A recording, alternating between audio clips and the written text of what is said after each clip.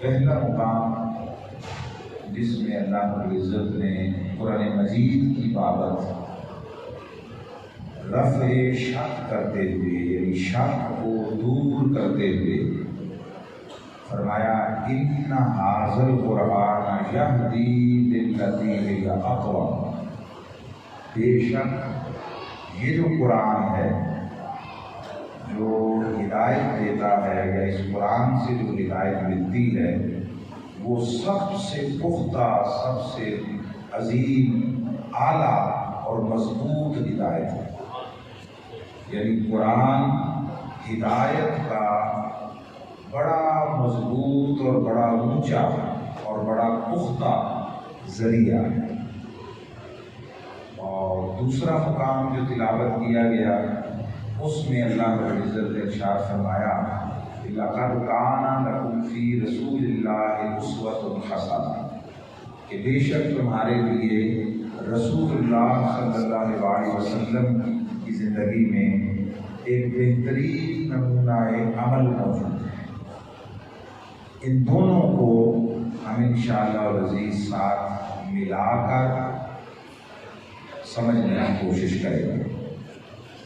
اس قرآن کی بابت اللہ رب العزت نے بڑی ابتدا میں سورہ بقرہ اس کی ابتدا میں دوسری آیت میں ہی یہ فرمایا تھا ذالک الکتاب لا ریب فیہ، یہ وہ عظیم الشان کتاب ہے جس میں شک و شبہ کی گنجائش نہیں، یعنی اس میں جو بیان کیا گیا ہے وہ حقائق آج تمہیں سمجھ نہ بھی آئیں، مگر یہ سچ ہے کہ اس قرآن مجید میں کسی اعتبار سے شک و شبہ کی گنجائش نہیں۔ اب چونکہ قرآن مجید آیا قیامت تک کے لوگوں کے لیے تھا،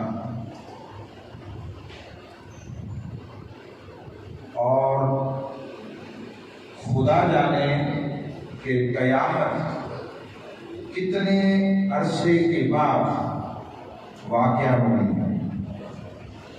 ایک تصور تو پہلے پایا جاتا تھا جو ہم سنتے تھے وہ تو اب ہو گیا ختم، وہ تھا 14ویں صدی کا کہ 14ویں صدی کے بعد قیامت آ جانی ہے۔ سو جب 15ویں صدی شروع ہوا چاہتی تھی تو بہت سارے لوگ قیامت کے ڈر سے خاصے عبادت گزار ہو گئے تھے خاصے سے، تو پھر جب وہ ختم ہو گئی اور اب تو 15ویں بھی آدھی کے قریب گزرنے کو ہے، تو اب کچھ صورتحال مختلف ہے۔ کاش کہ وہ قیامت آنے کا خوف ہم پر طاری رہتا، اور یہ بات ذہن میں رکھ لیں کہ ایک تو ہے وہ قیامت کبریٰ، وہ تو آنی ہے اس وقت جب یہ ساری دنیا اور مادی نظام اینڈ ہو جائے گا، ختم ہو جائے گا، مگر یاد رکھیے کہ جس کی جب موت آ جاتی ہے اس کے لیے وہی قیامت ہے، وہی قیامت۔ لمحہ موت جس پر آ گیا اس کے لیے قیامت آ گئی، اس لیے کہ اب عمل اور توبہ دونوں کے دروازے ختم ہو گئے۔ اب اتنا بے بس ہو گیا انسان، اتنا بے بس ہو گیا کہ اب جو لواحقین ہیں، گھر والے ہیں، وہ چاہیں کپڑے اتار دیں، چاہیں گرم پانی سے غسل دے دیں، چاہیں ٹھنڈے پانی سے غسل دے دیں، چاہیں تختے پر لٹا کر ایسے کروٹ دے دیں، چاہیں ایسے کروٹ دے دیں، وہ چاہیں نئے کپڑے کا کفن پہنا دیں، وہ چاہیں پرانے کپڑوں کا کفن پہنا دیں، وہ چاہیں رات کو جنازہ اٹھانے کا فیصلہ کر لیں، وہ چاہیں دن میں، چاہیں آدھی رات کو دفن کر دیں، چاہیں اسی دن کر دیں، چاہے 10 دن کے بعد کر دیں، اپنا اختیار کوئی نہیں رہا۔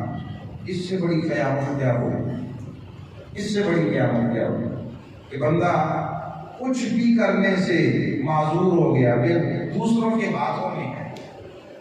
ممکن ہے کہ ان میں سے کوئی ایسے بھی ہوں جو اسے پسند نہ کرتے ہوں، اور کوئی ایسے ہوں جنہیں یہ پسند نہ کرتا ہو، مگر اب وہ پیچھے لواحقین کے طور پر مختار بنے بیٹھے، اور یہ کچھ نہیں کر سکتا دیکھتے سنتے ہوئے بھی۔ ایک بات یاد رکھ لیں کہ جب انسان میت میں بدل جاتا ہے تو وہ آپ کو سن رہا ہوتا ہے، آپ اسے نہیں سن رہے ہوتے۔ یہ حدیث پاک میں جب قبر میں دفنا کر آتے ہیں قبر میں، تو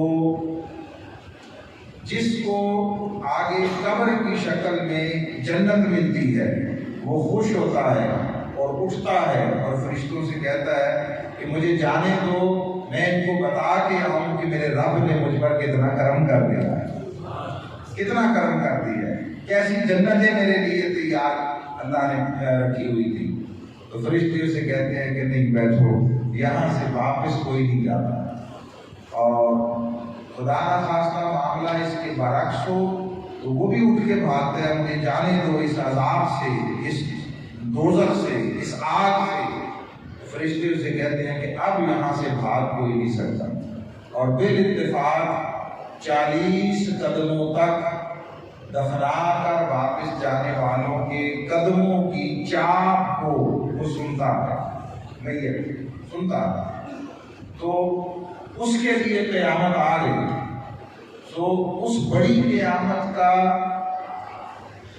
انتظار کرتے کرتے چھوٹی قیامت کو نظر انداز کرنا بھی اپنے ساتھ بڑا ظلم ہے، بڑا ظلم ہے۔ تو اللہ رب العزت نے اس دنیا میں جو ہمیں بھیجا ہے وہ ایک آزمائش ہے، امتحان ہے۔ خلق الموت والحیات لیبلوکم ایکم احسن عملا، اس لیے موت و حیات کا یہ تسلسل قائم کیا کہ ہم آزمائیں، تمہیں دیکھیں کون حسن عمل لے کر آتا۔ یہ دنیا دار الامتحان ہے، دار العمل ہے، دار الابتلاء ہے، یہ انسان کی آزمائش کا دورانیہ ہے، اس کا مرحلہ ہے۔ اب دیکھنا ہے، بہت سارے پہلو ہیں، مگر دیکھنا یہ ہے کہ بطور مومن و مسلمان ہم نے زندگی گزاری کیسے؟ یہ جو قرآن ان ھذا القرآن یہدی للتی ہی اقوم، یہ جو سب سے مضبوط اور پختہ اور اعلیٰ ہدایت دیتا ہے، وہ ہدایت لیں کیسے؟ یہ دو ذریعے اللہ نے ہدایت کے قائم کیے ازل سے، دو ذریعے، ایک ذریعہ ہے وحی، ایک ذریعہ ہے نبی، دو ذریعے ہیں، مگر ترتیب ہمیشہ ایک رکھی ہے، اور وہ یہ رکھی ہے کہ اللہ نے ہدایت کے لیے انسانیت کا تعلق نبی سے پہلے جوڑا ہے، وحی سے بعد میں جوڑا۔ کبھی ایسا نہیں ہوا کہ وحی پہلے آ گئی ہو اور نبی بعد میں آیا ہو، نہیں، ہمیشہ نبی کو پہلے بھیجا ہے۔ نبی کی ذات کو اللہ نے وہ مقناطیسی مرکز بنایا ہے کہ اس کے ساتھ جڑے، جو اس کے ساتھ جڑ گیا اس کو اللہ رب العزت پھر وحی کی ہدایت عطا کر دیتا۔ ترتیب میں آدم علیہ السلام سے لے کر تاجدار کائنات صلی اللہ علیہ وسلم تک کسی ایک جگہ بھی استثناء نہیں ہے، کسی ایک جگہ بھی مختلف واقعہ رونما نہیں ہوا۔ ہر جگہ پر ترتیب یہ ہے کہ نبی پہلے آیا اور نبی کے ذریعے وحی ملی ہے، نبی کے ذریعے۔ مگر یہ بھی یاد رکھیں کہ معیار اور پیمانہ ہدایت کا وہ وحی ہوتی ہے، نبی بھی اس کا پابند ہوتا ہے، بلکہ یوں کہہ لیں کہ نبی اس وحی الہی کا چلتا پھرتا عملی نمونہ ہوتا ہے۔ وحی ہدایات پر مبنی شے ہے، ہدایات پر، کلمات پر مبنی، تعلیمات پر مبنی، اس کا مجموعہ ہے، مجرد تعلیمات ہیں۔ اب ان کا اطلاق کیسے ہوگا، ان پر عمل کیسے ہوگا، وہ نبی کر کے دکھانے کے لیے آتا ہے۔ اب ہمارا المیہ یہ ہے، میں جہاں سے بات آگے لے کر چلنا اور بڑھنا چاہتا ہوں، ہمارا المیہ یہ ہے کہ ہم نے قرآن کو بھی اور پورے دین کو ہدایت کے لیے نہیں اب رکھا، ہم نے اسے صرف ثواب کے لیے رکھا۔ ہمارے ہاں قرآن، نماز، روزہ، حج، زکوٰۃ، تسبیح، نفل، تلاوت، جو کچھ ہے کل دین، اس کا مقصود صرف ثواب پانا رہ گیا ہے۔ ہدایت کہیں دور دور تک وہم و گمان میں نہیں۔ اگر ہدایت پانے کے لیے ہم نے تعلق جوڑا ہوتا تو قرآن کی تعلیمات ہو یا سیرت مصطفی صلی اللہ علیہ وسلم، اس کا ہماری عملی زندگی میں اظہار دکھائی دیتا۔ ابھی ہم اس کی طرف آئیں گے، تذکرہ کریں گے، مگر یاد رکھ لیجئے کہ قرآن کی ہدایت کے درجے ہیں، لیول ہے۔ یہ ہدی للناس بھی ہے، یہ لوگوں کے لیے بھی ہدایت ہے، یہ مومنوں کے لیے بھی ہدایت ہے، یہ متقین کے لیے بھی ہدایت ہے۔ اللہ رب العزت نے یہ کتاب اتنی مکمل اور جامع اتاری ہے کہ فرمایا اگر اس کتاب کے ساتھ تمسک اختیار کر لو، اس کتاب کے ساتھ تم پختہ قلبی تعلق اختیار کر لو، اخذ ہدایت کا تعلق اختیار کر لو، تو یہ تنہا ایک کتاب تمہاری زندگی کے سارے مراحل عمر میں اور تمہاری دنیا کے ہر شعبہ علم و فن میں، ہر پہلو میں تمہیں دنیا کے کسی اور طرف تکنے سے بے نیاز کر دے گی۔ یہ وہ کتاب ہے، یہ وہ کتاب ہے کہ جو اللہ رب العزت نے اس یقین اور ضمانت کے ساتھ اتاری ہے۔ فرمایا لوگوں، تمہارا ہر علم و فن، تمہارا ہر سائنس و ٹیکنالوجی کا شعبہ، وہ اس پر شک ہو سکتا ہے جو قرآن میں بیان ہے، اس میں شک نہیں ہو سکتا۔ سبحان اللہ۔ اگر کسی جگہ پر دیکھو تمہارا علم و فن، تمہارے سائنس اور ٹیکنالوجی، اس میں اور قرآن میں تعارض آ رہا ہے، اس میں مطابقت نہیں پیدا ہو رہی، اور قرآن بظاہر نظر آ رہا ہے کہ قرآن کچھ اور کہہ رہا ہے، تمہارا علم و فن کچھ اور کہہ رہا ہے، تو اس کا ایک ہی مطلب ہے کہ تمہارے علم و فن ابھی اس حتمی منزل کو نہیں پہنچے کہ قرآن کی بیان کردہ حقیقت کو سمجھ سکے۔ یہ بات طے شدہ ہے۔ آج سے 14 صدیاں پہلے اللہ رب العزت نے جب قرآن اتارا تو یہ صرف آپ کو عبادات کا طریقے سکھانے کے لیے نہیں آیا، یہ تمہیں صرف حلال و حرام کے مسائل سکھانے کے لیے نہیں آیا۔ قرآن مجید میں کل 1000 آیتیں ہیں صرف، جن میں آپ کو حلال و حرام اور یہ مسائل شریعت یہ سکھائے گئے۔ یہ قرآن وہ ہے کہ جو بطن مادر میں ایک سپرم اور ایک ایگ سے تشکیل پانے والا وہ ابتدائی خلیہ جو بعد ازاں 6 فٹ کے انسان کا روپ دھارتا ہے اور جسے انسان اپنی آنکھ سے تک نہیں سکتا، وہ رحم مادر میں تشکیل کیسے پاتا ہے قرآن 1400 سال پہلے بتا رہا۔ پھر تمہاری یہ دنیا جس کی وسعتوں کو تم اپنی بہت بڑی بڑی ٹیلیسکوپس اور دوربینوں کے ذریعے جس کی حدوں کو نہیں تم جان سکتے، یہ قرآن اس کائنات کے پوشیدہ اسرار و حقائق 1400 سال پہلے بتا رہا۔ سبحان اللہ۔ اب میرا موضوع وہ نہیں ہے کہ سائنس اور ٹیکنالوجی کو قرآن کے ساتھ جوڑ کر بیان کروں، نہ یہ مجلس اس کی متحمل ہے، مگر قرآن مجید میں علم طب ہو، علم تصویر کائنات ہو، علم ریاضی ہو، کوئی علم ہو، اللہ رب العزت نے ہر شے کی اصل قرآن کے اندر رکھ کر فرمایا لا رطب ولا یابس الا فی کتاب مبین۔ خشک و تر کا کوئی علم ایسا نہیں جو اللہ نے اس قرآن کے اندر نہ رکھ دیا۔ وہ لوگ بھی گزرے کہ جو اونٹ کی نکیل لگام گر جائے رسی یہ تو قرآن پڑھ کر ڈھونڈ لیتے تھے۔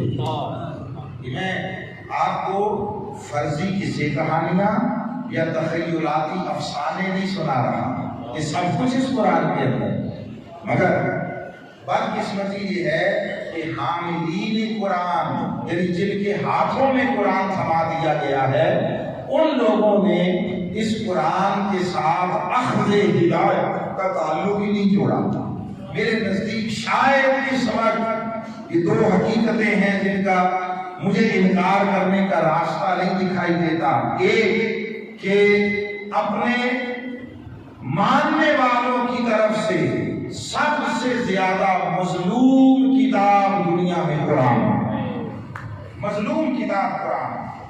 گھروں کے اندر جس پر سب سے زیادہ گرد ہوتی ہے وہ قرآن ہے، جس کو ہم ہفتوں مہینوں کبھی اٹھا کر نہیں تکتے وہ قرآن ہے، جس کی ہماری روزمرہ زندگی میں کوئی اہمیت نہیں ہے۔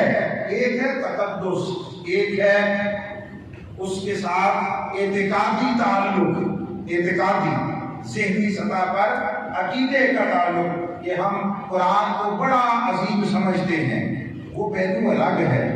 ذرا سوچئے دیکھیے ہم اپنی زندگی میں ہر گزرنے والے دن میں کتنی بار قرآن کو اٹھاتے ہیں کہ قرآن نے کیا کہا ہے، آج میں اس کو اپنی زندگی میں اپناؤں، آج ایک بات قرآن کی اپنا لوں گا اور اس طرح اختیار کروں گا کہ زندگی کی آخری سانس تک چاہے سر پھر سے جدا ہو جائے میں اس کو نہیں چھوڑوں گا، میں قرآن میں دیے گئے حکم پر عمل کروں گا۔ ہماری زندگی میں کبھی لمحہ ہی نہیں آتا جب ہم قرآن کو ہدایت کے لیے اٹھاتے ہوں اور سمجھنا چاہتے ہیں۔ ہم نے اس کو رکھ لیا ہے ثواب کے لیے، اور یہ جو ثواب کے ذریعے قرآن اور پورے دین کو صرف آخرت کے لیے رکھ چھوڑنا، آخرت کے لیے، یہ ہمارا طرز عمل کوئی گزشتہ 3-4 صدیوں سے بنا ہے اور بنا ہوا ہے۔ یہ دور غلامی میں پرورش پانے والی ذہنیت کا گھڑا ہوا خود ساختہ نظریہ کہ دین صرف آخرت کی منزلوں کا منابع ہے، یہ کر لو کیا ہوگا، ثواب ملے گا، یہ کر لو ثواب ملے گا۔ آپ نے پورا رمضان پڑھا قرآن مجید، پورا رمضان اور پورا قرآن سنا، بچے سے لے کر بوڑھے تک پوچھو کہ آپ جا رہے ہیں قرآن سننے کے لیے تو کس لیے، مقصد کیا ہے، کیا آپ اس سے کیا حاصل کیا کرنا چاہتے ہیں؟ ایک ہی ہے ثواب۔ بولیے اس کے سوا کچھ ہے؟ قرآن اس لیے نہیں آیا تھا کہ آپ ثواب کما کر اسٹور بھریں گے، اس لیے نہیں آیا۔ اب میں نے پوچھا تھا ادھر کہ اگر عرفان قرآن ملتا تو میں وہ پورے حوالے کے ساتھ آپ کو حدیث سناتا، مگر ذمہ داری کے ساتھ بات کر رہا ہوں۔ آقا علیہ السلام نے فرمایا، آپ دیکھیں نا 27ویں رات ہے، آپ میں سے بہت سارے لوگ ساری رات جاگیں گے اور ساری رات جاگ کر کیا کریں گے؟ کوئی نفل پڑھے گا، کوئی ذکر اذکار کرے گا، کوئی تسبیح کر لے گا، جو کچھ بھی یہی کچھ کریں گے نا۔ اور یہ سارا کچھ کس لیے کریں گے؟ بولیے ثواب کے لیے۔ ہم وہ نادان لوگ ہیں، چلو ثواب ہی کماؤ بھائی، ثواب ہی کماؤ، پر ایمان سے کہیے کہ آپ کے سامنے دو سودے ہوں، ایک دونوں کی قیمت 10 روپے ہے، 10 روپے، مگر ایک شے 10 روپے میں آپ کو مل رہی ہے، مثلا ایک آدمی دے رہا ہے آپ کو 10 روپے میں 2 روٹیاں، اور ایک آدمی دے رہا ہے 10 روپے میں 100 روٹیاں، آپ کون سا لینا چاہیں گے؟ ایمان سے کہیے 100 روٹیاں۔ آئے میں آپ کو بتاتا ہوں، تاجدار کائنات صلی اللہ علیہ وسلم کی زبان سے بتائے گئے دو سودے جو آپ کا جی چاہے لے لینا، آپ زیادہ تناؤ پسند ہو دو روٹیوں پر گزارا کر لو، میرا تو جھگڑا ہی کوئی نہیں، لیکن دنیاوی معاملات میں تو کبھی ایسا نہیں کرتے۔ آقا علیہ السلام نے فرمایا، حضرت ابو ذر رضی اللہ تعالیٰ عنہ سے فرمایا، اے ابو ذر، بے شک تم صبح جا کر قرآن کی ایک آیت سیکھ لو۔ کتنی؟ ایک آیت سیکھ لو، یہ 100 رکعت نماز نفل پڑھنے سے بہتر ہے۔ 100 رکعت نماز، آپ ذرا پڑھ کے دیکھنا کہ 100 رکعت پڑھنے میں کتنا ٹائم لگتا ہے اور ایک آیت کو سمجھ کر پڑھنے میں کتنا ٹائم لگتا ہے۔ لمبی سے لمبی آیت بھی وہ غالباً سورہ بقرہ کی ہے، آیت نمبر 282، وہ قرآن مجید کی سب سے لمبی آیت ہے، آدھے صفحے پر آتی ہے۔ اس کو بھی اگر آپ ترجمے کے ساتھ پڑھیں گے، ترجمے کے ساتھ، اور ایک ایک لفظ کو سمجھ کر پڑھیں گے، تب بھی آپ کے 5 منٹ سے زیادہ نہیں لگیں گے، 5 منٹ سے۔ اور 100 نفل پڑھ کے دیکھنا کہ اس پہ کتنا وقت لگتا ہے۔ ہم نے نادانی پر مبنی سودے کر لیے ہیں، نادانی پر مبنی، حماقت پر مبنی، وہ بھائی ثواب ہی کماؤ مگر پھر ادھر کماؤ نہ، ادھر قدم بڑھاؤ جدھر ڈھیر ہے، جدھر تھوڑا سا ہے، ادھر جہاں تھوڑی محنت کر کے زیادہ اجرت ہے، اس راستے کو کیوں نہیں اپناتے؟ ایک طرف ایک آپ کو ٹھیکیدار اسی دیہڑ کے 500 روپے دے رہا ہے، دوسرا 5000 دے رہا ہے، تو آپ 5000 چھوڑ کر تو 500 کی طرف کبھی نہیں جاتے۔ آقا تو یہاں فرما رہے ہیں، ایک آیت سمجھ کر پڑھ لو، سیکھ لو، سیکھ لو، یعنی ایک آیت کا علم سیکھ لو تو یہ 100 رکعت نماز پڑھنے سے بہتر ہے۔ ہم ساری رات 100 نفل پڑھ لیں گے، قرآن کھول کر ترجمے کے ساتھ سمجھنے کی کبھی کوشش نہیں کریں۔ یہ وہ بنیادی سبب ہے جس نے اس امت کو وہ جہالت، ذلت، رسوائی، بے بھوکتی اور عالمی سطح پر بے عزتی کی دلدل میں اتار دیا۔ آقا علیہ السلام ساری رات صحابہ کو نفل پڑھنے پہ نہیں لگائے رکھتے تھے، نفل پڑھنے پہ نہیں لگائے رکھتے تھے۔ آقا علیہ السلام حجرے سے آئے مسجد نبوی میں، صحابہ 2 ٹولیوں میں بیٹھے تھے، 2 ٹولیوں میں، ایک ادھر ایک ادھر۔ ایک ٹولی اللہ کا ذکر کر رہی تھی، اللہ کا ذکر، اور اللہ کے ذکر کے لیے اگر آپ احادیث پڑھیں تو میں ایک اس میں سے لے لیتا ہوں۔ حضور علیہ السلام نے فرمایا کہ کوئی شخص راہ خدا میں جہاد کرے، تلوار لے کر قتال کرے، اور اتنا لڑے کہ اس کا ہاتھ تلوار کے دستے پر خون سے جم جائے، جدا اتنا خون بہائے دشمنوں کا کہ ہاتھ تلوار کے دستے پر جم جائے، اللہ کی بارگاہ میں اس مجاہد کا بڑا مرتبہ ہے، مگر فرمایا جو اللہ کا ذکر کرتا ہے اس کا رتبہ اس سے بھی اونچا۔ ٹھیک، یہ ذکر کی فضیلت آ گئی۔ اب سنیے، یہ آقا کا قول ہے، آئیے آقا کا عمل آپ کو دکھاؤں۔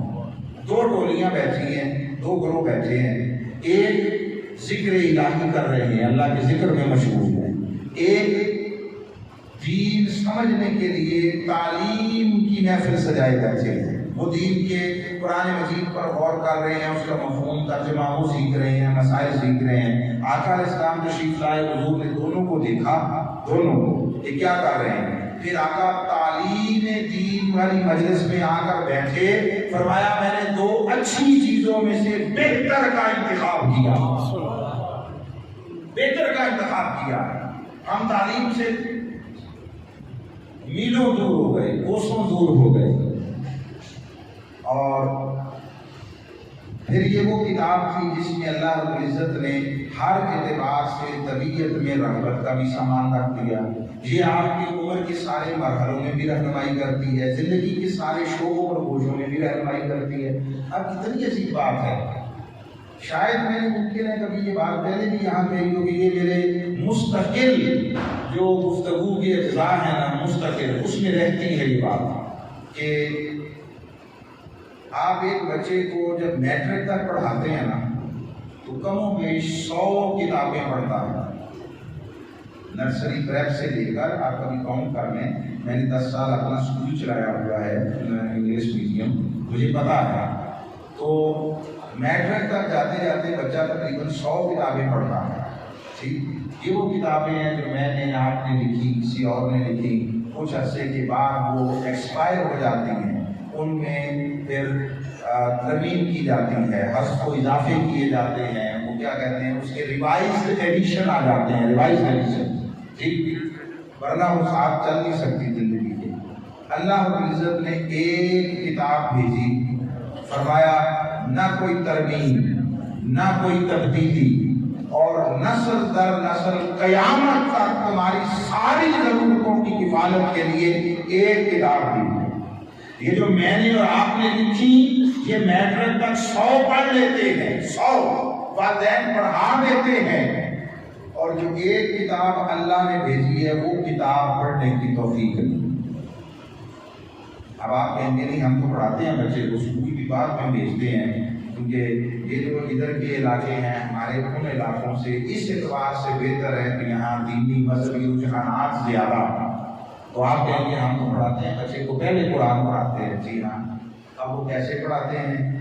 آپ 3 سال 4 سال کی عمر میں بھیجا، 5-6 سال کی عمر میں اس نے جا کے قرآن مجید مکمل کیا، ناظرہ اور آمین ہوئی، اور اللہ اللہ خیر۔ ایسے ہی ہے نا؟ مجھے پوری زندگی میں، پوری دنیا میں ایک فرد یا ایک فیملی نہیں ملی جو اپنے بچوں کو انگریزی ناظرہ پڑھاتی۔ ایک فرد نہیں ملا جس نے کبھی انگریزی ناظرہ پڑھائی ہو اپنے بچے کو۔ اچھا، آپ انگریزی ناظرہ پڑھانے کا معنی کیا سن لیں؟ جیسے قرآن کو ناظرہ پڑھتے ہیں اسی طرح کہہ رہا ہوں کہ بچہ اسکول سے پڑھ کر آیا، آپ نے پوچھا بیٹے آج کیا پڑھا؟ اس نے کہا جی آج ٹیچر نے ایک سینٹینس پڑھایا ہے، دس از اے چیئر۔ جی، آپ کہتے ہیں کہ کیا ہے؟ وہ کہتا ہے کہ یہ دس ہے، THIS دس ہے، IS از ہے، CHAIR چیئر ہے، اسے جوڑ کر کے اسپیلنگ کر کے پڑھنا آتا ہے۔ THIS دس بن گیا، CHAIR چیئر بن گیا۔ آپ کہتے ہیں اس کا کیا مطلب ہے جو ہم نے پڑھا دس از اے چیئر؟ تو وہ کہتا ہے کہ نہیں، یہ تو استاد نے نہیں بتایا، ناظرہ پڑھائی ہے انگریزی ناظرہ۔ تو جو بچہ اسکول سے ناظرہ انگریزی پڑھ کے آئے، آپ خوش ہوتے ہیں یا اگلے دن جا کے استاد کا گریبان پکڑتے ہیں؟ بولیے، خوش ہوتے ہیں کہ ناظرہ پڑھی ہے، ترجمہ نہیں آتا؟ ایسا ہے؟ بچہ اگر انگریزی پڑھ لیتا ہو اور اسے اس کا معنی نہ آتا ہو، آپ خوش ہوتے ہیں؟ جی، آپ جا کے گریبان پکڑتے ہیں، ایسے دی ہیں، فیس دی ہے، اسے دس از اے چیئر پڑھنا تو آتا ہے، اس کا معنی نہیں پتا۔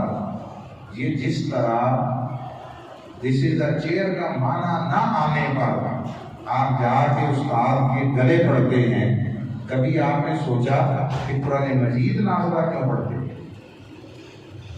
ایک فرد نہیں ملا مجھے جو اپنے بچوں کو ناظرہ انگریزی پڑھاتا ہو، ناظرہ سائنس پڑھاتا ہو، ناظرہ میتھس پڑھاتا ہو، اور پورا معاشرہ ناظرہ قرآن پڑھانے پہ لگا ہوا ہے۔ کیسے؟ جب اس کی سمجھ نہیں آئے گی اس پر عمل کیسے ہوگا؟ اس پر عمل کیسے ہوگا؟ اس وجہ سے چونکہ قرآن مجید کو سمجھنے کا ماحول نہیں ہے، اور ہم سمجھنا چاہتے نہیں ہیں، اور سمجھنے کے لیے تیار نہیں ہیں، اس کے لیے ہمارے پاس وسائل نہیں ہیں، وقت نہیں ہے، سو ہم محتاج ہیں وہ لوگ جن کو بٹھا دیا گیا ممبر پر کہ وہ ہمیں بتائیں قرآن کیا کہتا ہے، وہ اس کی من مانی تعلیمات کرے، وہ جو چاہے آپ کو اس کا مفہوم بتائیں، اور نتیجہ تن وہ ہر مسجد، ہر مرکز ایک الگ مسلک اور ایک الگ مکتبہ فکر کے طور پر سامنے آئے۔ اس مسجد کا مولوی کچھ کہتا ہے، اس مسجد کا مولوی کچھ کہتا ہے، اس کے نزدیک وہ کافر ہے، اس کے نزدیک یہ مشرک ہے، ایک دوسرے پر بدعت کے فتوے ہیں، ہر کوئی قرآن کی آیتیں پڑھ کر دوسروں کو دین سے نکالنے پہ تلا ہوا ہے۔ ارے ظالموں، دین اس قرآن اس لیے نہیں اتارا تھا کہ تم لوگوں کو دین سے نکالو، قرآن اور مصطفیٰ اس لیے آئے تھے کہ لوگوں کو دین میں داخل کرو۔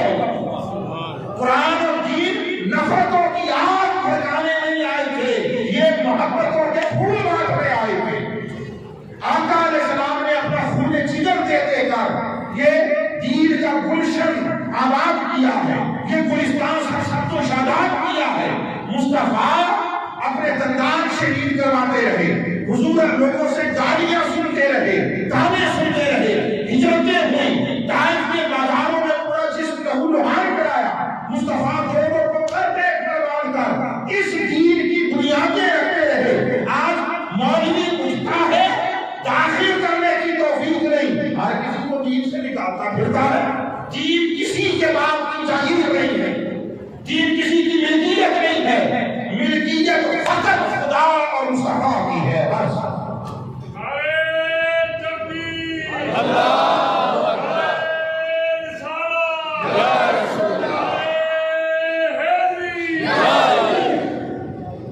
دین کسی کی ملکیت نہیں، ملکیت فقط خدا اور مصطفیٰ. وہ جسے چاہے رکھے، جسے چاہے نکالتا، کسی اور کا حق نہیں ہے. مگر دین اصلا محبت تھا، دین اصلا علم تھا، دین اصلا برداشت تھا، تحمل تھا، ٹالرنس تھا، دین امن تھا، سلامتی تھا. آپ کے عقیدے کا عنوان ہے ایمان. ایمان امن سے آیا ہے. یہ لازم بھی ہے، متعدی بھی. لازم فعل لازم بھی ہے، فعل متعدی بھی. اس کا ایک معنی ہے کہ جو اس دین کو قبول کر لے، اس عقیدے کو اپنا لے، وہ خود اللہ کی امان میں آ جاتا ہے.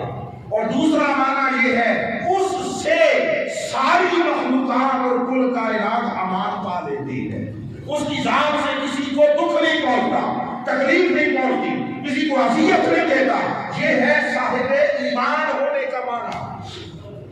اور اسلام لے لیا، مسلمان ہو گیا. اس کا معنی یہ ہے وہ خود خدا کی طرف سے سلامتی کے سائبان میں آ گیا اور اس کی ذات سے ساری مخلوق اور ساری دنیا کو سلامتی نصیب ہو گئی. وہ آج کہاں ہے؟ آج کوچہ و بازار، مسجد مسجد، گلی گلی ایک طوفان ہے. ایک دوسرے پر کفر کے فتوے ہیں. بولی ایسا ہے یا نہیں؟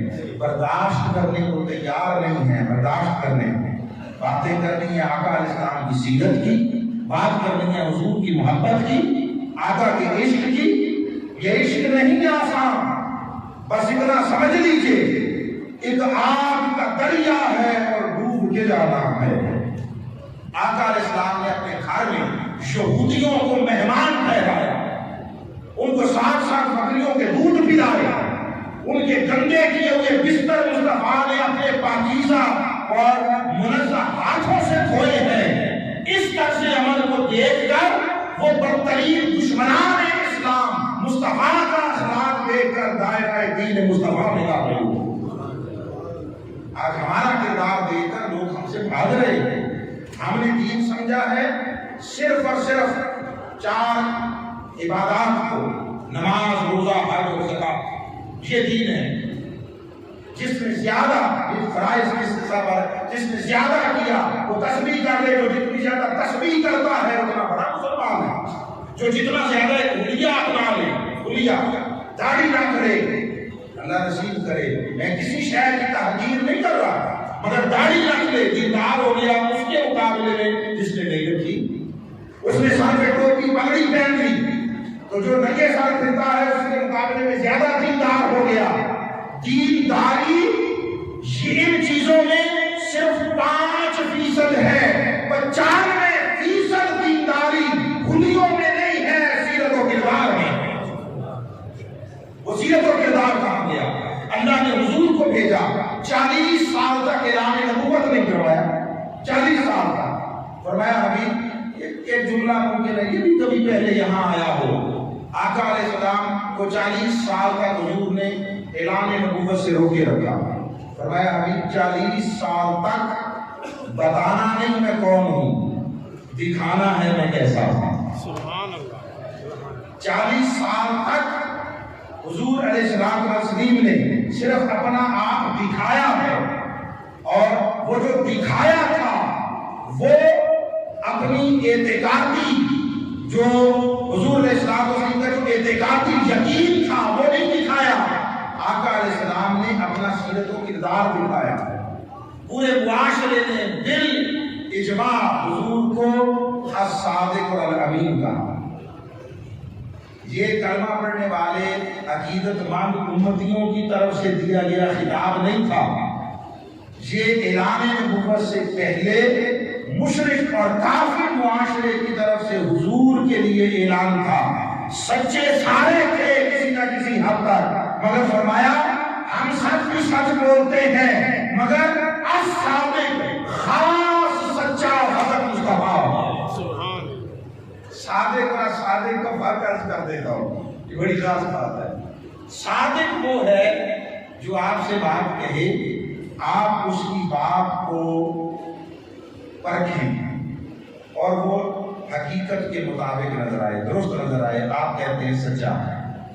جو اس نے بات، مثلا میں آیا آپ کے پاس، میں آپ کو بتاؤں راستے میں یہ ایک واقعہ ہو گیا ہے کوئی، آپ کہیں اچھا، آپ نے اس واقعے کے متعلق پوچھا، تصدیق ہو گئی کہ ایسا ہی ہوا ہے، تو آپ کہتے ہیں یہ سچا تھا۔ کہی گئی بات کو حقیقت اور واقعے کے مطابق پرکھ کر درست پانا، یہ ہے سچا ہونا۔ مگر الصادق کون ہے؟ الصادق وہ نہیں کہ جس کی بات کو سن کر آپ دیکھیں کہ واقعہ ایسے ہوا، درست ہے لہذا سچا ہے، نہیں۔ الصادق وہ ہے کہ جو اس کی زبان سے نکلے، خواہ آپ کی سمجھ میں بھی آئے یا نہ آئے، آپ اس کو قبول کر لیں۔ کوہ صفا پر کھڑے تھے، اہل مکہ سامنے کھڑے ہیں، اور میں اگر کہوں کہ ادھر پیچھے دوسری طرف ایک لشکر ہے جو تم پر حملہ کرنا چاہتا ہے، کیا کہو گے؟ صاحب نے کہا مان لیں گے۔ کیوں کیا مان لو گے؟ تو اس لیے کہ آپ کی زبان سے کبھی جھوٹ نہیں نکلا۔ بہت سارے لوگ ادھر سے صبح آئے تھے، یہ بات کم لوگوں کو پتا ہے، سارے ادھر سے نہیں آئے تھے جدھر کھڑے تھے، بہت سارے لوگ صبح ادھر سے بھی آئے تھے جدھر حضور فرما رہے ہیں کہ لشکر ہے۔ تو کسی نے نہیں کہا کہ ابھی صبح 2 گھنٹے 4 گھنٹے پہلے آئے ہیں، وہاں لشکر تو کیا کسی سپاہی کا تصور موجود نہیں تھا، نہیں، وہ دیکھ کر آئے تھے، وہاں فوج کا تصور نہیں تھا، کوئی درد نہیں تھی ایک مٹی کے ذرے کی، مگر وہ ہم 4 گھنٹے 2 گھنٹے پہلے آئے تھے نہیں تھا، یہ کہہ رہے ہیں تو ہوگا۔ اپنا کہا اپنا سنا ہوا جھٹلا دے، اس کے کہے ہوئے کو رد نہ کر سکے، یہ ہوتا ہے الصادق۔ الصادق، انہوں نے مصطفیٰ کو صادق اور امین نہیں کہا تھا، الصادق اور الامین کہا۔ الامین سچائی کا یہ معیار۔ اب اس کی روشنی میں عرض کروں کہ حضور کی معاشرے میں پہلی پہچان نہ نبوت اور رسالت تھی، نہ کثرت عبادت تھی۔ اس وقت تک تو ابھی آقا علیہ السلام نے نماز کے معمول کو اپنایا ہی نہیں تھا، غور و فکر ہوتا، سارا کچھ ہوتا، مگر معاشرہ کے سامنے نماز کی طرح کا کوئی عمل نہیں تھا، کہیں بیٹھ کر تسبیح کرنے کا عمل نہیں تھا، قرآن کی تلاوت کا عمل نہیں تھا، ان میں سے کوئی شے نہیں تھی۔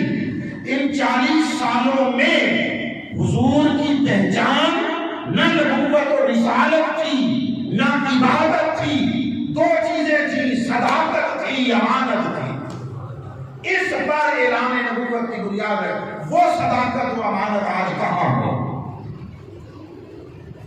آپ کہتے ہیں ہماری دعائیں قبول نہیں ہوتی، آپ صبح و شام اللہ کی بارگاہ میں دعائیں کرتے ہیں، مولا ہمیں عزت دے، مولا ہمیں دنیا میں وقار دے، ہماری مدد کر۔ مسلمان رول گئے، کھپ گئے، مر گئے، کٹ گئے، کشمیر ہو، ہندوستان ہو، برما ہو، فلسطین ہو، کسی جگہ پر کوئی عزت کا ٹھکانہ نہیں ہے۔ آپ صبح و شام اللہ کی بارگاہ میں مدد کے لیے دعائیں کرتے ہیں یا نہیں کرتے؟ بولیے جی۔ آپ دیکھتے ہیں کسی جگہ پر ظلم ہوا، آپ کے دل پر، بولیے آپ کے دل کو تکلیف ہوتی ہے یا نہیں ہوتی؟ آپ کر کچھ نہیں سکتے، دعا تو کرتے ہیں، ہر کوئی کرتا ہے۔ آپ اللہ سے کہتے ہیں مدد کر، مسلمانوں کی مدد ہے کہ آتی نہیں ہے؟ جو کچھ برما میں ہوا وہ دیکھنا تو خدا زبان پر لانے کی ہمت نہیں ہے، دل کٹتا ہے، معلوم ہے نا آپ سب کو۔ جو کچھ کشمیر میں، ہندوستان میں ہوتا ہے، جو کچھ فلسطین میں ہوتا ہے، صبح و شام لاکھوں مسلمان دعا کر رہے ہیں، یا اللہ مدد بھیج، مدد بھیج، مدد بھیج، مدد کیوں نہیں آ رہی؟ کیا اللہ کے پاس معاذ اللہ فرشتے نہیں رہے؟ جی، اس کا جو امر ہے، امر کن، اس کی معاذ اللہ تاثیر نہیں رہی، فرشتوں نے اللہ کی بات ماننا چھوڑ دی ہے۔ پرابلم کیا ہے؟ پرابلم صرف ایک ہے، ہم قرآن نہیں پڑھتے، ہم کہتے ہیں مددگار، وہ کہتا ہے میں نے مدد کا قرآن میں میری مدد لینی ہے تو میں نے اس کا فارمولہ قرآن میں بتایا ہے، اس کے مطابق مانگو نا۔ آپ نے بجلی کا میٹر لگوانا ہے، بجلی کا میٹر، آپ مسجد میں کھڑے ہو کے تقریر کریں، لگ جائے گا میٹر جی۔ آپ ادھر باہر چوک پہ چلے جائیں اور لوگوں سے کہیں کہ دیکھیں میں نے مکان بنایا میرا میٹر نہیں لگا، کتنا ظلم ہے میرے ساتھ، لگ جائے گا میٹر۔ اچھا آپ رابطہ والوں کے پاس چلے جاؤ، میرا مکان بن گیا میٹر کیوں نہیں لگاتے، لگ جائے گا۔ کہیں گے بھائی اس کا طریقہ ہے، آپ درخواست دیں، آپ کو اس پر اپلیکیشن پر اپروول ہوگی، ڈیمانڈ نوٹس آئے گا، جمع کرائیں، پروسیجر پہ لگ جائے گا، ایسے ہی ہے نا۔ تو اللہ سے مدد مانگنے کا کوئی طریقہ نہیں ہوگا؟ اس نے کیا قرآن مجید میں نہیں بتایا؟ وہ کہتا ہے ہر خوش کو تر کا علم میں نے قرآن میں رکھ دیا، اس کا طریقہ نہیں بتایا ہوگا اپنی مدد مانگنے کا؟ بتایا، درجنوں مقامات پر، میں 2-3 مقامات آپ کے گوشزدہ کر دیتا ہوں۔ مدد کے لفظ سے ہی، مدد کو عربی میں کہتے ہیں نصرت، اذا جاء نصر اللہ، جب اللہ کی مدد آ جائے، یہی معنی کرتے ہیں نا۔ آپ سنیے، اس نے قرآن مجید میں فرمایا وَلَا يَنْصُرُنَّ اللَّهُ مَن يَنْصُرُهُ، ایسے یہ آیت کا یہ صحیح پڑھا میں نے، یہ غالباً سورہ حج ہے، ایسے ہی اس میں 17ویں آیات کے بارے میں ہوگا، وَلَا يَنْصُرُنَّ اللَّهُ مَن يَنْصُرُهُ۔ اب یہ قرآن ہے، وہ فرماتا ہے اللہ اس کی مدد کرتا ہے جو اللہ کی مدد کرے۔ جائیں آپ گھر میں جو ترجمہ قرآن موجود ہے وہ اٹھا کے دیکھیں، میں نہیں پابندیاں لگاتا یہ پڑھو یہ نہ پڑھو۔ کسی عربی جاننے والے خواہ مدرسے سے مدرس سے یا اسکول کالج یونیورسٹی کے کسی ٹیچر پروفیسر سے اس کا ترجمہ کروا لو۔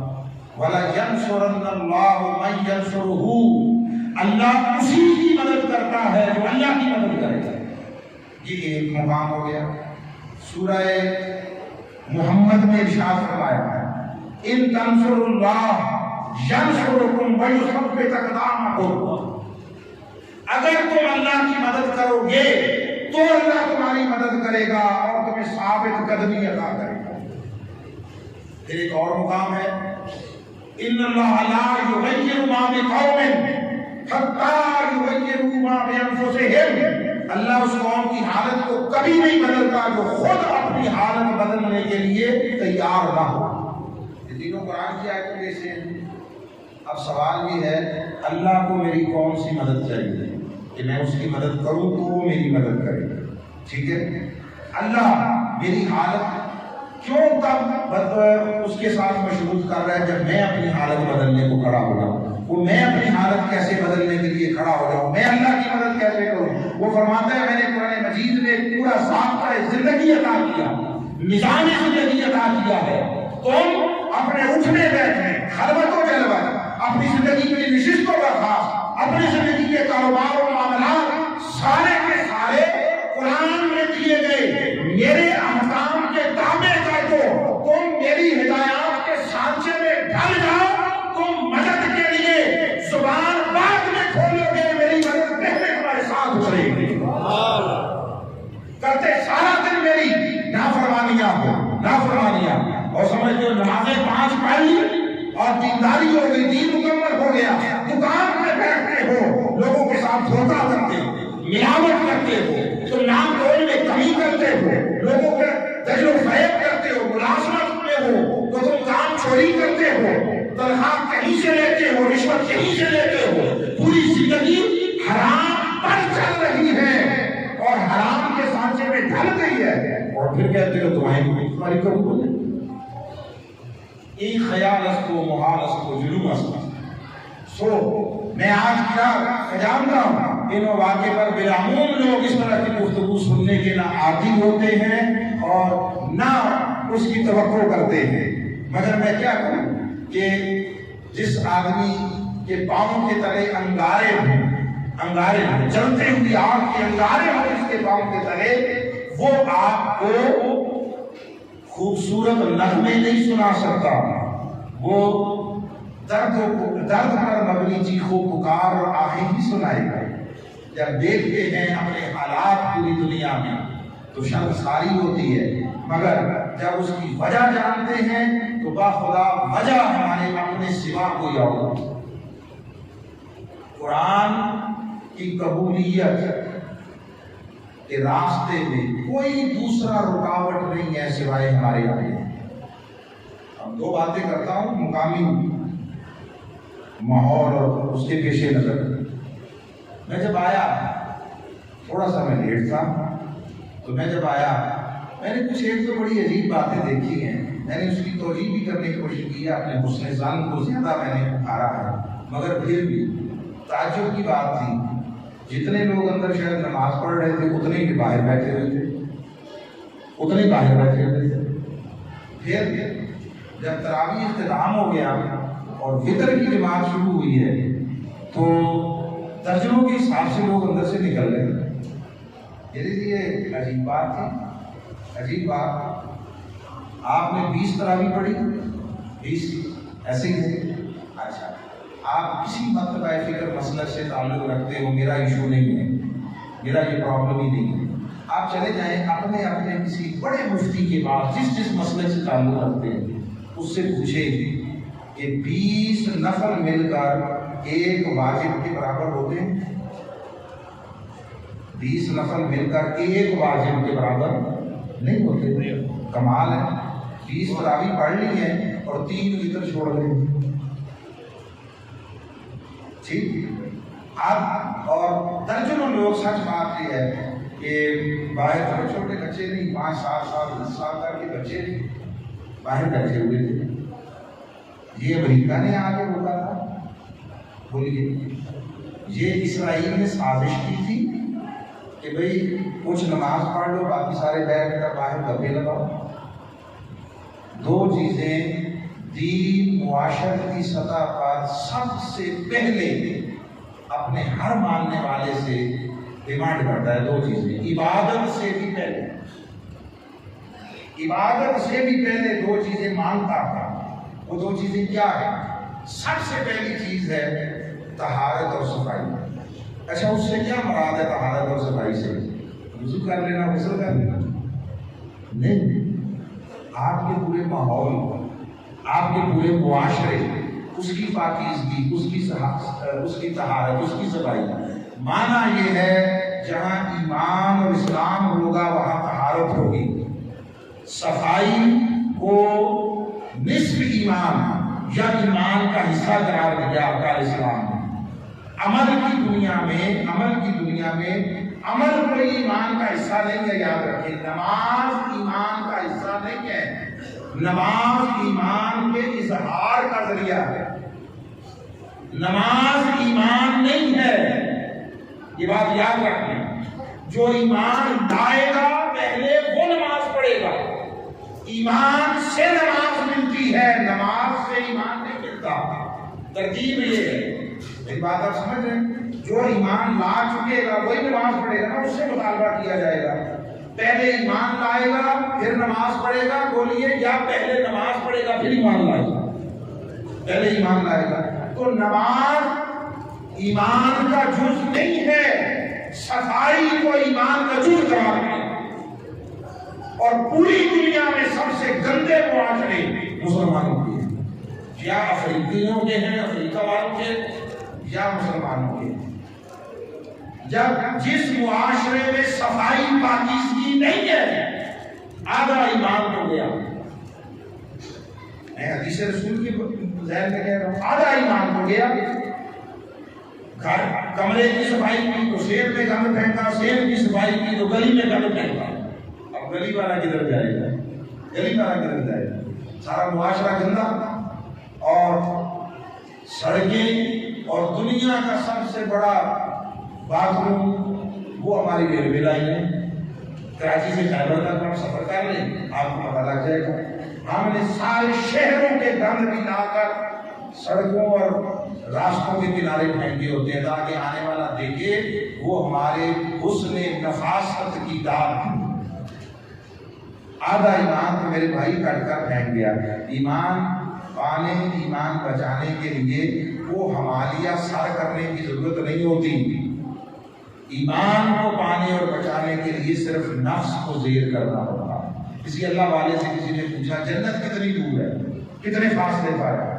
اب وہ کوئی मौलवियों से पूछे, आलिमों से पूछे, वो लंबी चौड़ी हमारे पास आ जाए, हमने लंबी चौड़ी उसे दास्तान सुनानी है सारी जिंदगी, ये कर ऐसे जिंदगी बसर कर, नमाजें पढ़, हज्जत पढ़, अल्लाह को राजी कर, फिर आखिरी लम्हे तक कायम रहे, ईमान सलामत हुआ, दुनिया से चला गया तो जन्नत। ऐसे ही है, 60 साल की जिंदगी है तो 60 साल मेहनत कर, यही बात है ना। वो किसी अल्लाह वाले के पास गया, बुजुर्ग थे दरवेश, तो दरवेशों के पास बड़े दो टोक से मुख्तसर फार्मूले होते हैं। पूछा बाबा जी जन्नत कितने फासले पर है? उन्होंने कहा 1 कदम के फासले। कितने? कभी सुना है? 1 कदम के फासले। अच्छा कैसे, किधर है, किधर कदम उठाऊं? उसने कहा बेटे 1 कदम अपने नफ्स पर रख, अगला कदम जन्नत में। मरने की भी हाजत नहीं है, मरने की भी हाजत नहीं है। 1 कदम नफ्स पर रख, अगला कदम जन्नत में है। ये नफ्स ही तो है कि जो हमें कुछ करने नहीं देता। ठीक, तो पहली शायद दीन ने मुझसे मुआशरती सतह पर मांगी, वो थी सफाई।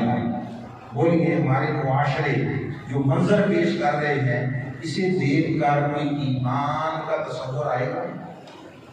एक शख्स आपके इलाके से, आपके मुल्क से गुजर रहा है, मैं आपको नहीं कहता ना, यूपी वालों को नहीं कह रहा, उधर आ जाए, हमारा इससे भी बुरा हाल है।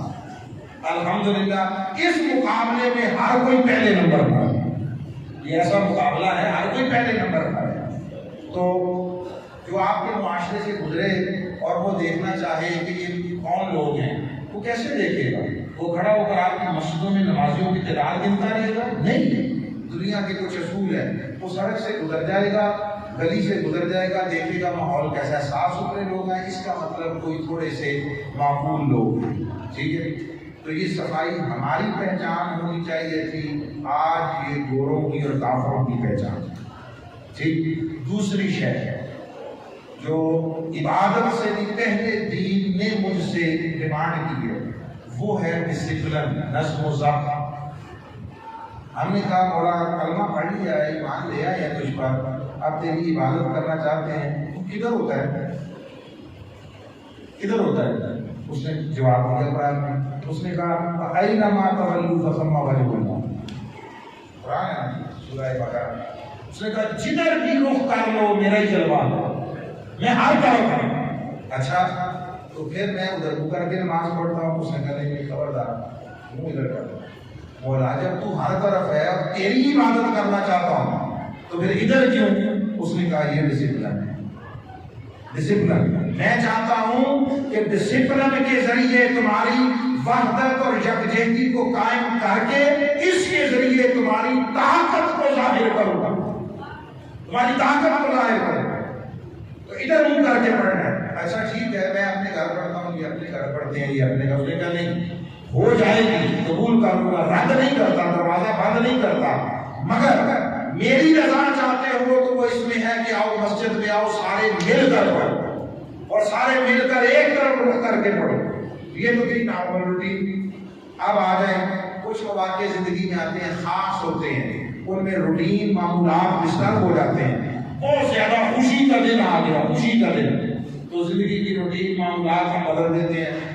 और बदकिस्मती से हमारे मुआशरे में तो खुशी आ जाए तो तलवार सिर्फ और सिर्फ दीनी मामूलात की गर्दन काटती है। घर में शादी आ गई, अब नमाज किसी ने नहीं पढ़ी, ऐसा है या नहीं? काट दो नमाज का गला, और जितने मामूलात है सब खुशी का मौका है। तो हमने कहा मौला खुशी का दिन आया है, ये 4 दिन बाद आने वाला है, ईद का दिन, तो ईद के दिन नमाज की छुट्टी होगी ना? उसने कहा नहीं, एक और पढ़नी होगी, एक और पढ़नी होगी।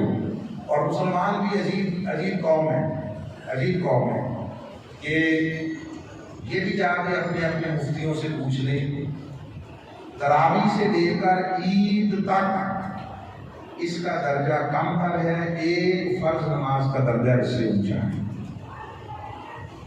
ईद के लिए बड़ी तैयारी होती है, बड़ी तैयारी होती है। हालांकि ईद फर्जियत में 5 नमाजों में से किसी एक नमाज के भी बराबर नहीं है। ये रह गई तो सुन्नत तर्क हुई है। ईद की नमाज सुन्नत है, ठीक है, बहुत ऊंचा लेके जाए तो वाजिब है, बाकी सारी फर्ज है, واجب کرنا، ٹھیک ہے، اس کے لیے بڑا اہتمام ہے. یہ جو فرض ہے اس کی پرواہ نہیں ہے. اچھا، پھر کوئی دکھ کا دن آ گیا آپ کے لیے، پرابلم کوئی انسان کو بڑا غم پہنچا ہے، تو اس دن تو بندہ غم سے نڈال ہوتا ہے، اس کو کچھ یاد نہیں رہتا. تو ہم نے کہا مولا بڑا دکھی دن ہے، والد صاحب فوت ہو گئے ہیں، امی جان فوت ہو گئی ہیں، بیٹا فوت ہو گیا، بھائی فوت ہو گیا، آج چھٹی ہے. اس نے کہا آپ اس کے لیے ایک اور پڑھو گے اور اسی طرح صفحے بنا کے ڈسپلن قائم کر کے پڑھو گے. جس رب نے روٹین کی زندگی سے لے کر خوشی کے دن، غم کے دن نہ چھٹی دی، نہ ڈسپلن کا ٹوٹنا گوارا کیا، اس رب کے ماننے والی امت دنیا میں سب سے زیادہ غیر منظم اور انڈسپلنڈ ہو تو اس کو کامیابی کیسے ملے؟ میں نے ابھی پچھلے دنوں ایک خوشگوار تجربہ کیا ہے، ان کے ساتھ شیئر کیا، اور اس کا سبب تھا کہ ایک واقعہ سنا دیا مجھے. تو ہمارے مفتی صاحب ہیں، ان کا بیٹا ہوتا ہے ادھر غالباً ناروے میں یا کہاں، تو اس نے مجھے ایک واقعہ سنایا، آپ بھی سنیے اور اس آئینے میں ہم ذرا اپنے آپ کو دیکھیں. انہوں نے کہا کہ عیسائیوں کا ایک تہوار تھا، غالباً ایسٹر تھا، تو انہوں نے ہم کو بھی بلایا ہوا تھا. مسلمانوں کے وہاں کمیونٹیز کے جو ہے وہ جوائنٹ سیشن ہوتے ہیں، وہ ہمارے پاس آتے ہیں. یہ یہیں پہ ہم دوسرے کی مسجد میں نہیں جاتے، وہاں سب ایک دوسرے کے پاس جاتے ہیں، ٹھیک ہے. تو وہ کہتے ہیں ہمیں بھی بلایا ہوا تھا، فنکشن ختم ہو گیا تو انہوں نے جو ان کے منتظم تھے تو انہوں نے کہا جی آپ لوگوں کے لیے ریفریشمنٹ کا بندوبست ہے، اس سائڈ پہ ریک لگے ہوئے ہیں، اس میں آپ لوگوں کے لیے ریفریشمنٹ پڑی ہے، پیکٹس ہیں جیسے آپ ہوتے ہیں پیکٹ چاول پیک کر دیتے ہیں، وہ تو ان میں پڑے ہوئے ہیں. تو بجائے اس لیے کہ ہم اٹھا کے آپ کو اس طرح ایک ایک سب کو دیں، تو اس کی بجائے آپ خود اٹھ کر آپ خود لے لیں، عزت وقار کے ساتھ، احترام کے ساتھ. سبحان اللہ. مسلمان ہو اور لنگر کو لے لیں، جہاں لنگر ہوگا وہاں پھر مست کا لنگر، بلکہ دمادم مست کا لنگر ہوگا، چاہے یورپ ہی کیوں نہ ہو. تو جب لینے گئے کسی نے میرے کندھے کے اوپر سے ہاتھ، میں نے کسی کی بغل کے نیچے سے ہاتھ، کسی کے سر کے ہاتھ، پتہ نہیں ٹانگوں کے اندر سے ہاتھ نکالے، کوئی گر رہا ہے، کسی کے اوپر گر رہا ہے، وہ ضائع ہو رہا ہے. وہ کہتے ہیں میں بیٹھا رہا، میرے سامنے والی رو میں ایک کرسچن اپنے 8-10 سال کے بیٹے کے ساتھ بیٹھا تھا. اس نے جب یہ دیکھا اس کے لیے بڑی عجیب بات ہے، ان کے ماحول معاشروں میں یہ عجیب بات ہے، یہ عجیب بات ہے کہ انسان نما یہ مخلوق جانوروں کی طرح ٹوٹ پڑے اور ایک دوسرے کی عزت اور ایک دوسرے کی سہولت کا خیال نہ کرے. وہ کہتے ہیں کہ انسان کے روپ میں کون سی مخلوق اللہ نے بھیجی ہے، یہ کس اللہ کے ماننے والے ہیں. تو اس نے اپنے باپ سے پوچھا یہ اتنی بدتمیزی سے، ہلڑ بازی سے اتنا کیوں ایسا کر رہے ہیں. اب سنیے باپ کا جملہ، ہر آدمی کا اپنا انداز ہوتا ہے سوچ کا. باپ کہتا ہے بیٹے میں تمہیں اسی لیے ان لوگوں کے ساتھ اٹھنے بیٹھنے کھیلنے سے روکتا ہوں، یہ ایسے ہی جنگلی بدتمیز اور وحشی قوم ہے، ان کے ساتھ نہ بیٹھا کرو. یہ منظر دیکھا ہے 8-10 سال کے بچے نے، اور باپ نے اس کے کانوں میں یہ پگھلا ہوا سیسا ڈالا ہے. آپ اسے 100 تقریریں سنائیں، آپ اسے اخلاق محمدی کے 100 درس دیں، واقعات کتابوں سے نکال کر چن چن کر دیں، اس پر بولی اثر کرے گا جو اس نے اپنی آنکھوں سے دیکھا. ہمیں کوئی دوسرا گستاخی کرے، بے ادبی کرے، فلاں کر دے، خاکے بنائے، ہمیں بڑا پیش آتا ہے. خود جو صبح و شام اپنے کردار اور عمل کے ذریعے اپنے نبی کے دامن کو داغدار کرتے ہیں، کیچڑ پھینکتے ہیں، کبھی اس کا حیا کیا؟ کبھی جو شخص کھڑا دکان پہ ناپ تول میں کمی بیشی کر رہا ہے، اس کو کبھی حیا آئی کہ میں یہ گندگی اپنے آقا کے دامن پر مان رہا ہوں؟ کبھی جو ملاوٹ کرنے والا ہے اسے خیال آیا کہ میرے رسول نے فرمایا من غشا فلیس منا، جس نے ملاوٹ کی اس کا ہمارے ساتھ کوئی تعلق نہیں ہے. تو پڑھ نمازیں، تیری نمازیں قیامت کے دن دوزخ کا توق بنا کر تیرے گلے میں ڈال دیں. دکان پہ سارا دن ملاوٹ ہے، ناپ تول میں کمی ہے، معاملات کی زندگی میں دھوکہ و فریب ہے، ملازمت میں کام چوری ہے، سارا دن حرام کھا کے 5 وقت مسجد میں نماز پڑھنے آ جاتے ہو. اور کہتی ہو کہ جنت میرے نام کر دی گئی ہے۔ یہ عیسائیوں یہودیوں کا نظریہ تھا کہ نحن احباء اللہ، ہم اللہ کے بڑے محبوب ہیں، ہمیں اگر دوزخ میں مس کیا بھی تو تھوڑی سی دیر کے لیے، ہم اللہ کے لاڈلے ہیں۔ لوگوں سنو، کوئی لاڈلا نہیں ہوتا، لاڈلا وہی ہوتا ہے جو فرمانبردار ہوتا ہے۔ نافرمان کو تو باپ گھر سے نکال دیتا ہے، آگ کر دیتے ہیں، اس کے چہرہ پھیر لیتا ہے، اس کے ساتھ بات کرنا باپ دوبارہ نہیں کرتا، اپنے نطفے سے ہے۔ یہ لاڈلے پن کا جو خمار ذہنوں پر طاری ہے، اس کو نکالیے۔ آپ میں سے ہر شخص اپنی اپنی جگہ مصطفیٰ کا سفیر ہے، حضور کا نمائندہ ہے۔ سوچو میں مصطفیٰ کا کیا تصور اپنے ارد گرد والے لوگوں کے سامنے وہ بنا رہا۔ ان کے ہاتھوں کو نہ دیکھو، وہ بدبخت غرق ہوں گے، تباہ ہوں گے، برباد ہوں گے۔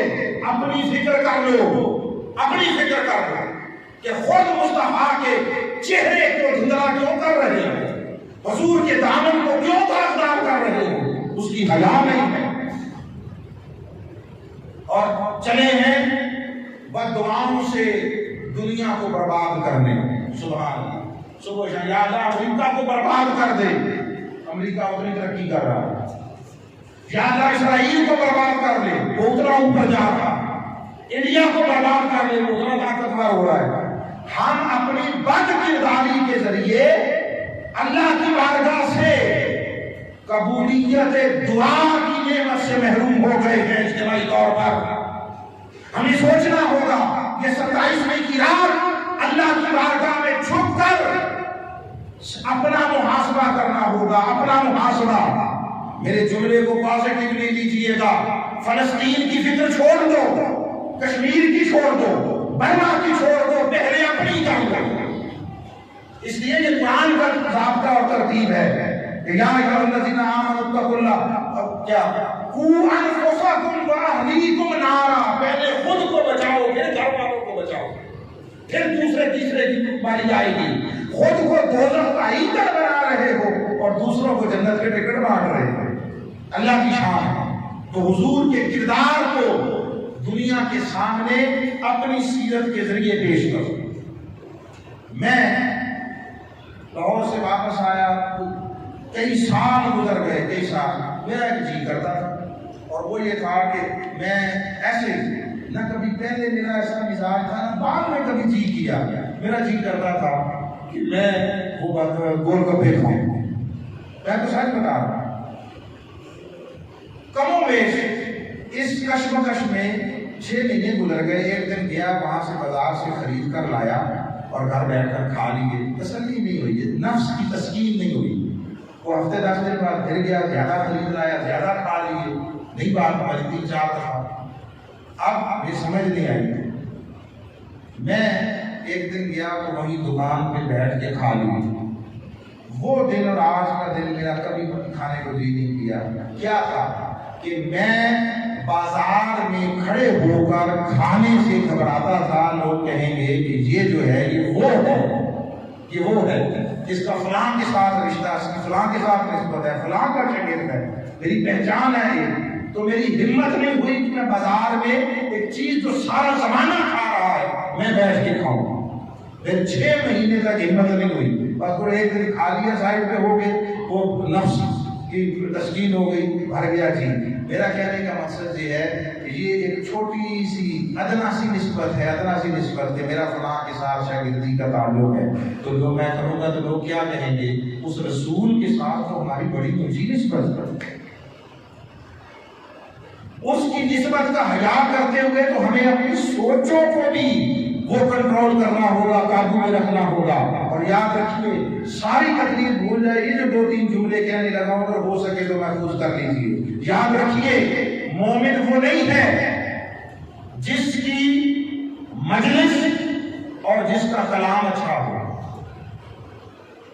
یہ میں بھی تقریر کر رہا ہوں، بہت لوگ اچھی لگ رہی ہوگی، مگر میں یہ کہہ رہا ہوں، میں مومن وہ نہیں ہے جس کی مجلس اور کلام اچھا ہے، مومن وہ ہے جس کی تنہائی اور خیال اچھا ہے۔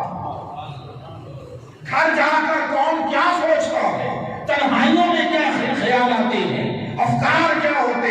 اکیلے بیٹھا ہوتا ہے، اس کے ہاتھ میں یہ 6 انچ کی سکرین ہوتی ہے، اس کے سامنے پوری دنیا کھلی ہوتی ہے، وہ کیا سوچتا ہے، کیا دیکھتا ہے، کیا کرتا ہے، کیا چاہتا ہے، اس وقت سوچا کرو اس حال میں مجھے مصطفیٰ دیکھ رہی ہے، مجھے میرا خدا دیکھ رہا ہے۔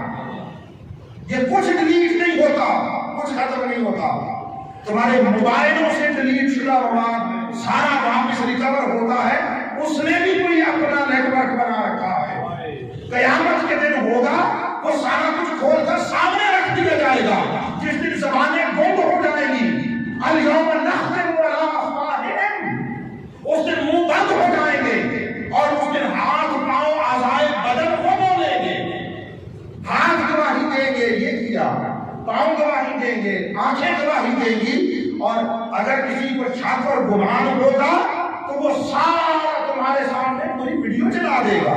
یہ جو اقرا کتاب کفا بنفسک الیوم، اس کا معنی ہے وہ کتاب ایسی نہیں ہوگی لکھی ہوئی ہوگی، وہ سارا کچھ تمہارے سامنے ہوگا۔ تم آج موٹر وے میں سفر کرتے ہو، وہ تمہیں روک لیتے ہیں، اوور سپیڈ کیا، تمہیں روک لیتے ہیں، تم نے وائلیٹ کیا ٹریفک لاس کو، آپ کہتے ہیں نہیں کیا، کہتے ہیں کیا، ہمارے پاس ریکارڈ ہے، ریکارڈ ہے، پیچھے کیمرہ لگا ہوا تھا، آپ کہتے ہیں دکھائیں، وہ کہتے ہیں بلا لیں گے، لیکن پھر دکھائیں گے تو پھر جرمانہ زیادہ ہوگا، گاڑی آپ کے لیے چل کر آئے گی، کبھی آزما لیں، اگر آپ گاڑی منگوائیں دیکھنا چاہیں تو پھر جرمانہ اتنا نہیں ہوتا جتنا پہلے تھا، وہ بھی کہے گا دیکھنا ہے، انتظام ہے، انتظام ہے، مگر پھر اس کے لیے کچھ اور چیزیں بھگتنی پڑے گی۔ تو ایک بات یہ یاد رکھ لیں، مومن وہ نہیں ہے کہ جس کی مجلس اور کلام اچھا ہو، مومن وہ ہے جس کی تنہائی اور خیال اچھا ہو۔ اور دوسری شے بڑی خاص بات ہے، اگر نماز پڑھ کر بھی سکون نہیں آ رہا، نماز پڑھ کر بھی سکون نہیں آ رہا، تو لوگوں پھر سکون کے ساتھ نماز کیوں نہیں پڑھتے؟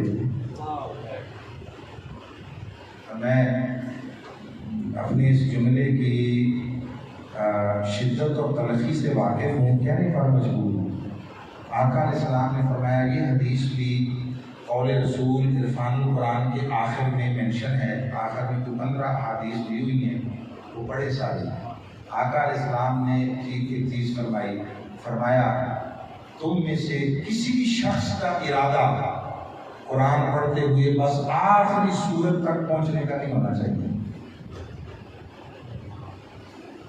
آخری، ہمارا اس کے سوا کوئی اور معمول ہوتا ہے، ہم ڈھونڈتے ہیں پورے شہر میں کہاں سب سے تیز جلدی تراویح ہوتی ہے، اتنے جو جانا، ٹھیک ہے، اور پڑھنے والوں کی پھر مجبوری ہوتی ہے، وہ اگر زیادہ لمبا کریں پھر سلام پھریں تو پیچھے کوئی نہیں کر رہی ہوتے ہیں۔ یہ ذوق بنائیں اپنا، فرمایا جب قرآن پڑھو، اور فرمایا قرآن کو سنیے، کلمات مصطفیٰ کے، آقا نے فرمایا قرآن کو ردی کھجور کے بکھیر دینے کی طرح بکھیرا نہ کرو۔ ردی کھجور جس کی بازار میں قیمت کوئی نہ ایسے پھینک دیتے ہیں نا، میں قرآن کو ایسے نہ کرو، قرآن کے ساتھ یہ طرز عمل نہ بلاؤ، ردی کھجور کی طرح نہ بکھیرو۔ تو آقا کیا کرے؟ فرمایا اس پر غور کرو، اس کی عجائبات میں غور کرو، اس کی آیات پر اپنے دل کو اس کے ساتھ ساتھ پھیرو، جب آیات عذاب آئیں تو تمہاری آنکھوں سے آنسو آئیں، جب جنت اور راحت و نعمت و رب کی رضا کا بیان آئے تو اس کی طلب ہو، مولا ہمیں بھی اس میں شامل کر لے اس زمرے میں۔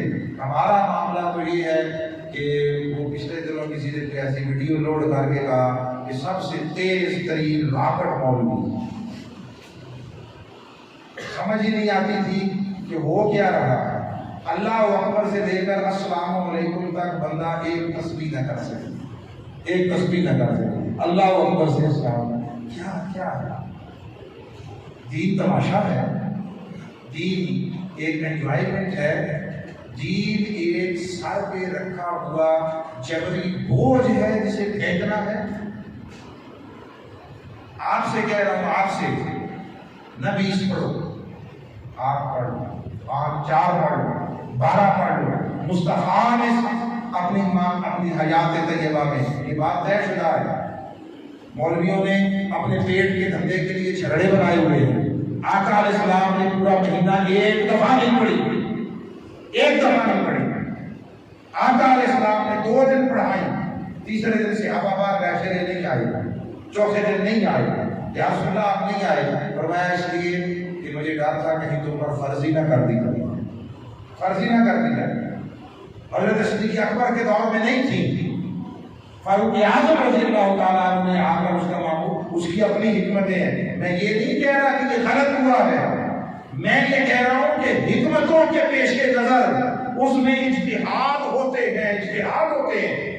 آقا علیہ السلام نے معمول زندگی نہیں بنایا کہ ہر روز 20 کی پوری جماعت کی جائے تو امت کی سہولت کے لیے، اور فاروق اعظم نے اسٹیپ لیا تو امت کی تربیت کے لیے۔ مگر میں یہ کہتا ہوں اسے اپنے اوپر جبرن ایک ڈالا ہوا بوجھ نہ سمجھو۔ پڑھانے والا سکون سے پڑھائے، سکون سے پڑھائے۔ اور مجھے اب تو میں نے پوچھنا چھوڑ دیا، زندگی میں درجنوں بار پوچھا، مجھے ایک شخص نہ ملا پڑھے لکھوں میں سے، میں نے انڈر میٹرک کسی شخص کو اس سروے میں شامل نہیں کیا۔ میں الحمدللہ کالج تک میں نے FSC تک کیا، میں نے پڑھا، اسٹیٹ میتھ اکنامکس میرے سبجیکٹ ہیں۔ یہ ادھر میں اتفاقیہ آیا، اتفاقیہ اور حسن ظن کے پیش نظر کہہ رہا ہوں کہ حادثاتی آیا ہوں۔ میری خوش قسمتی، اللہ نے مجھے عزت دی ہے، آپ لوگ محبت کرتے ہیں، مگر میرا سبجیکٹ اور میرا شعبہ وہ اکنامکس ہے، وہ کرنٹ افیئرز ہے۔ میں اس شعبے کا بندہ ہوں۔ اگر اس میں اللہ تعالیٰ نے مجھے ذمہ داری دی تو میں نے کوشش کی ہے ہمیشہ ساری زندگی کہ جتنی میری استطاعت ہے اس کے مطابق مبنی بر حق اپنی سمجھ کے مطابق لوگوں تک پیغام پہنچاؤں۔ نہ کبھی لالچ الحمدللہ وہ جھکا سکا، نہ کبھی جو ہے وہ خوف وہ بات کو تبدیل کروا سکا، کبھی ایسا نہیں ہوا۔ اللہ کا شکر ہے ہمارے شعور و سمجھ کے مطابق۔ مگر جو بات کہنا چاہتا ہوں وہ یہ ہے، دین کو رسم نہ بناؤ، وی پڑھنا ہے اور قرآن مکانا ہے۔ خدا کے لیے قرآن مکانے کے چکر میں نہ پڑھو، قرآن ختم کرنے کے چکر میں نہ پڑھو۔ یہ شکر ہے اس نے حفاظت کی ذمہ داری لی ہوئی ہے۔ خدا کی قسم ہمارے ہتھے چڑھتا ہم ایک ہی سال میں ختم کر کے چھوڑتے، ایک ہی سال میں ختم کر دیں گے، تو اس کو ختم کرنے پہ نہ لگو، اس کو سمجھنے پہ لگو، غور و فکر کرو۔ اور آخری بات جو کہہ رہا ہوں کہ آپ اگر بعض لوگوں کا معمول ہوتا ہے 1 پارہ 1.25 پارہ روز خود بھی پڑھتے ہیں، بعض زیادہ پڑھتے ہیں، ہم نے وہ بھی دیکھے ہیں، وہ 1 دن میں اور 3 دن میں تو قرآن کا دور مکمل کرنے والے بہت سارے روز کے 10 پارے پڑھتے ہیں۔ آپ خدا کا واسطہ 10 پارے نہ پڑھیں، 1 پارہ نہ پڑھیں، 1 رکوع سمجھ کر ترجمے کے ساتھ پڑھیں، 1 رکوع۔ رہا ثواب کا معاملہ، میں بہت گھٹیا اور ادنا اور حقیر آدمی ہوں، مگر میں جو بزرگ اور جو پیچھے سائن ہیں ان کے بھی ہاتھ پہ کہہ رہا ہوں، آپ سمجھ کر 1 رکوع پڑھ کر بنا لیں، پورا پارہ پڑھنے سے زیادہ ثواب کی ضمانت ہے، ثواب کی ضمانت۔ آپ بیٹھیں، حلقات بنائیں، اپنے گھروں میں بیٹھیں، اپنے گھر میں اہل خانہ کو جوڑیں، بیوی بچوں کو بٹھائیں، بہن بھائیوں کو بٹھائیں، روزانہ کی بنیاد پر 1 رکوع پڑھنے میں بولیے کتنا وقت لگتا ہے؟ کچھ 4 گھنٹے لگ جاتے ہیں 1 رکوع پڑھنے میں۔ ترجمہ پڑھیں، 1 دفعہ تو کر لو، 1 دفعہ تو کر لو۔ میں نے ساری زندگی کبھی ہاتھ نہیں اٹھوائے، وعدہ نہیں دیا، نعرے نہیں لگوائے، سبحان اللہ نہیں کہلوائے، پوری زندگی اب بھی نہیں کروں گا۔ میں نے دیکھیے آپ کے سامنے یہ ہاتھ جوڑ کے کہہ رہا ہوں، میرے آنے اور مجھے بلانے پر جو آپ کے دل میں اگر ذرہ برابر بھی مہمان نوازی اور آداب میزبانی کا کوئی تصور ہے تو اس ریکویسٹ کو مان لیں کہ آپ آج سے قرآن مجید کو ترجمے کے ساتھ پڑھنا شروع کریں۔